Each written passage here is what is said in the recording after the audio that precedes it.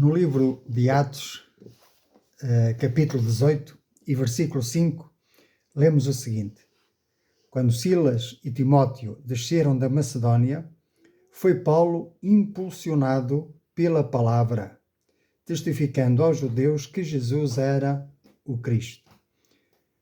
Qual o significado deste termo impulsionado pela palavra? Paulo foi impulsionado pela palavra. Outras traduções dizem Paulo foi cheio, completamente cheio pela palavra. Para pensarmos sobre isto, é importante considerar o contexto histórico. Paulo estava em Corinto, uma cidade cosmopolita e comercial, onde havia uma grande diversidade de culturas e religiões. Ele tinha começado a pregar o Evangelho aos judeus na sinagoga, mas enfrentava resistência.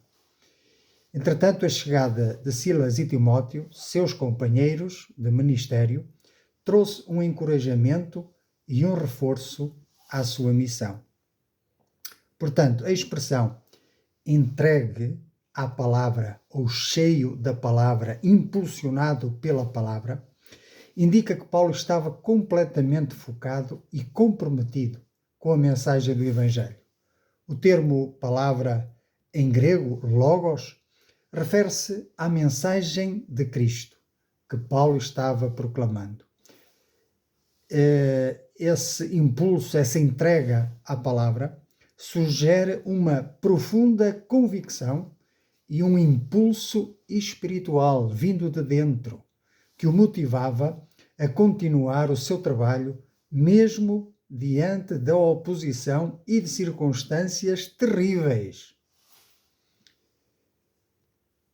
Portanto, a palavra cheio, impulsionado, pode ser visto como uma metáfora, uma figura, para nos falar acerca de ser cheios da plenitude do Espírito Santo, porque é Ele que capacitou a Paulo para testemunhar, e é Ele, é essa capacitação, é esse ser cheio do Espírito Santo que nós precisamos para também podermos testemunhar com eficácia e com motivação, independentemente das circunstâncias que nos rodearem.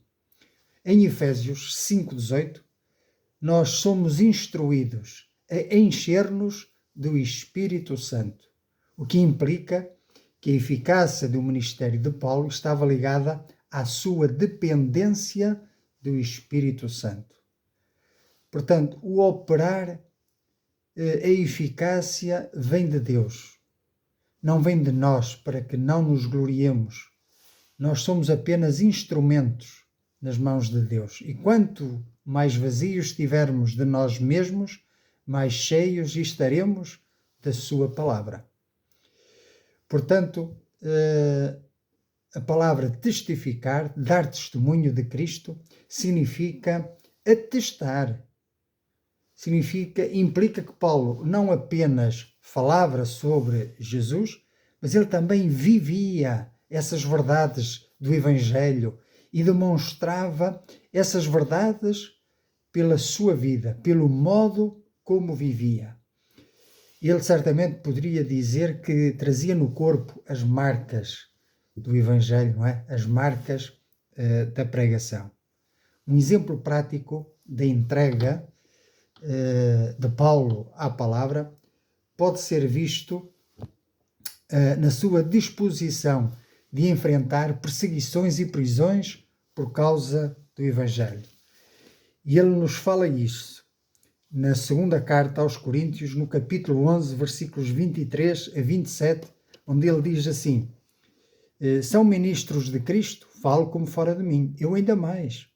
Eu trabalho muito mais, em açoites mais do que eles, em prisões muito mais, em perigo de morte muitas vezes. Portanto, isto é uma descrição dos sofrimentos de Paulo por amor do Evangelho. Dizia: recebi dos judeus 5 quarentenas de açoites menos um. 3 vezes fui açoitado com varas, uma vez fui apedrejado, 3 vezes sofri naufrágio, uma noite e um dia passei no abismo.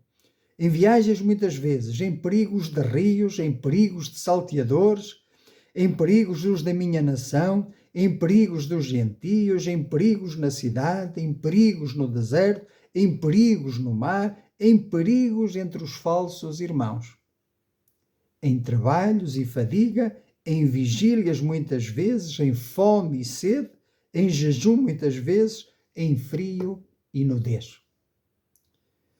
E agora reparem no versículo 28. Além destas coisas exteriores, me oprime cada dia o cuidado de todas as igrejas. Não podemos ter um exemplo maior do que este, exceto o exemplo de Cristo, não é? Podemos ver por aqui, esta lista mostra a dedicação que o apóstolo Paulo teve para com o Evangelho, o compromisso assumido. O amor de Deus o constrangeu a isso, e o amor de Deus, esse mesmo amor também nos constrange a nós, a sermos testemunhas vivas e ativas do amor de Cristo em nós, do seu perdão, da sua paz, da sua misericórdia, do seu favor e da salvação tão grande que Ele trouxe às nossas almas, a tal ponto que o apóstolo Paulo estava disposto a sofrer por esse testemunho, que nós também possamos estar dispostos a sofrer e até a dar a nossa própria vida, mas a não negar a nossa fé. Eu creio no Senhor Jesus Cristo. Ele é o autor e o consumador da minha fé. Ele é o meu Messias, o meu libertador, o meu redentor. Eu creio nele e eu espero nele e creio que ele há de voltar segunda vez para me levar para junto de si. Não só a mim, mas a todos aqueles que creem na sua palavra, creem em Cristo, como o Filho de Deus enviado à terra para nos salvar, redimir, para fazer de nós novas criaturas e nos dar a vida eterna. Por isso, não podemos desistir, não podemos desanimar, temos que seguir em frente, em nome do Senhor Jesus. Em resumo, para concluir, Atos 18, versículo 5, revela a profunda dedicação de Paulo à mensagem de Cristo, impulsionado pela palavra. Impulsionado, não só pela palavra, mas também pela presença do Espírito Santo, porque o Espírito Santo e a palavra andam sempre juntos, porque o Espírito Santo nos ilumina sobre a palavra, o Espírito Santo nos mostra a intenção da palavra, o Espírito Santo nos revela o Cristo da palavra, porque aquele que inspirou as Santas Escrituras é o mesmo que também fala ao nosso coração e se revela ao nosso coração. As suas verdades estão acessíveis a qualquer um que com um coração sincero o busca, o procura, um coração humilde, sincero, honesto, que procura com verdade o Senhor Jesus, entender a sua palavra, entender qual o caminho a seguir. Mas voltando então a Atos capítulo 18, versículo 5, ele revela a profunda dedicação de Paulo à mensagem de Cristo, impulsionado pela presença do Espírito Santo e pelo apoio dos seus companheiros. Não vamos também desprezar o apoio uns dos outros, refletindo a importância da comunhão e do encorajamento entre irmãos, porque nós fomos salvos para viver em comunidade, em igreja, não para nos isolarmos. Por isso, fica aqui o convite.